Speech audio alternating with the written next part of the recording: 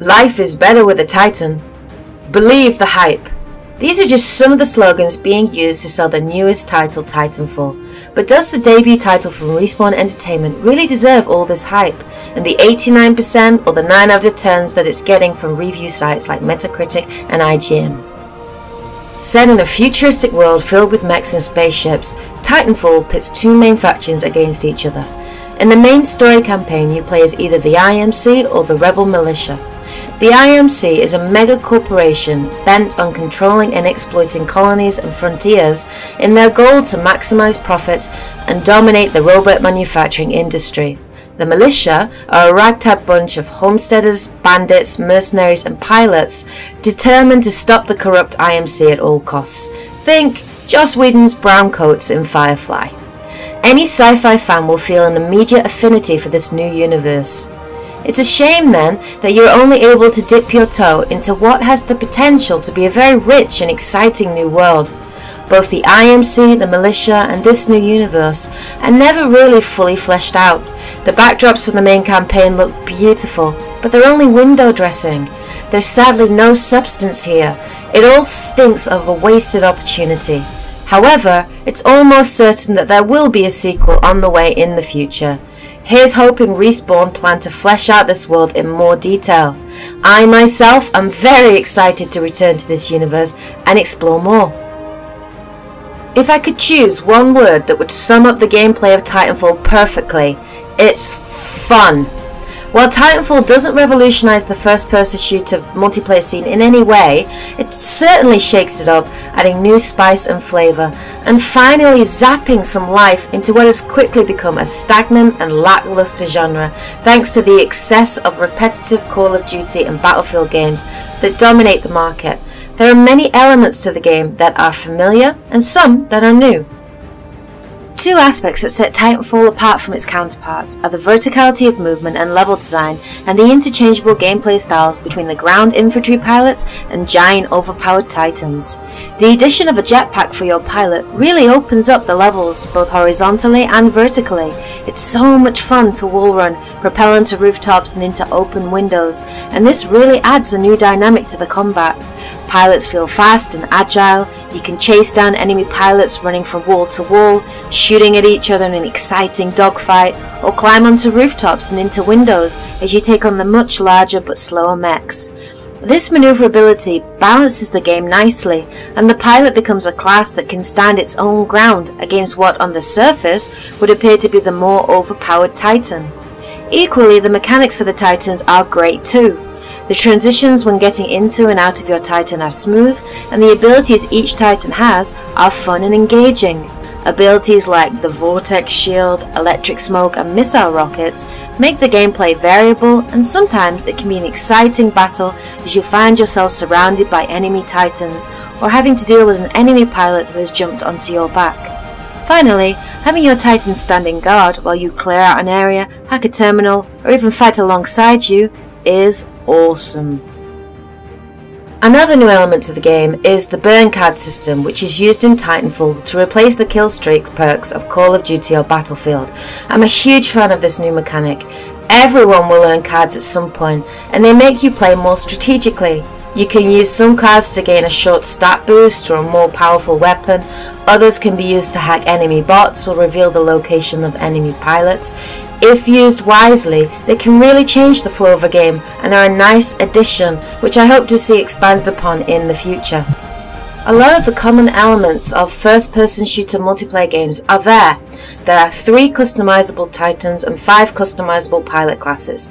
There are 15 maps in total, with 5 main game modes offered in a 6 vs 6 match. 2 team deathmatch modes called Attrition and Pilot Hunter, a King of the Hill mode called Hardpoint Domination, Capture the Flag and Last Man Standing, or in this case Last Titan Standing. The full game at purchase also offers 10 primary weapons and 4 anti-Titan weapons. Each is customizable to a degree, offering the ability to add mods, all of which are unlocked through completing challenges.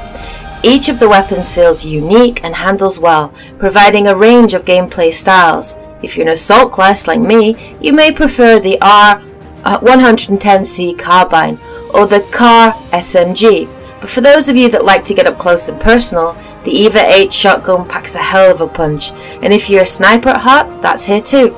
The only weapon that I absolutely loathed was the smart pistol, which employs an auto-locking mechanism that allows you to target multiple targets and kill them every time with a perfect headshot.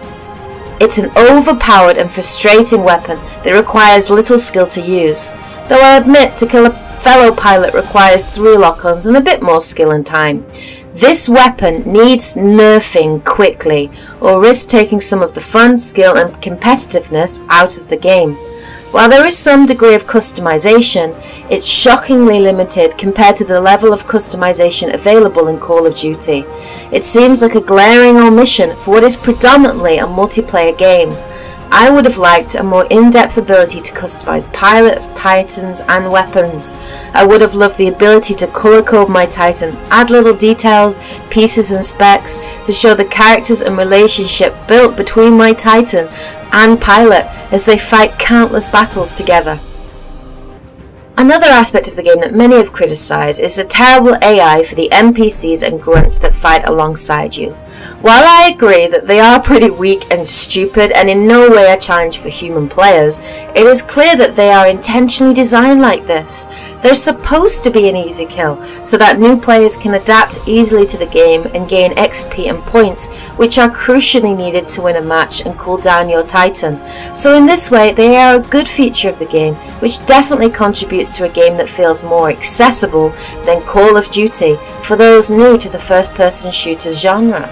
Ultimately, I think that Titanfall is an incredibly fun new offering from Respawn Entertainment and has a lot of potential, but in no way is it perfect nor a fully fleshed out game, and as such it does not deserve the £50 price tag or 9 out of 10 review scores that it is receiving. There are 2 main glaring problems with this game that should not be overlooked. Firstly, as a primarily multiplayer game, it is a complete travesty that the game doesn't have the ability to create private matches.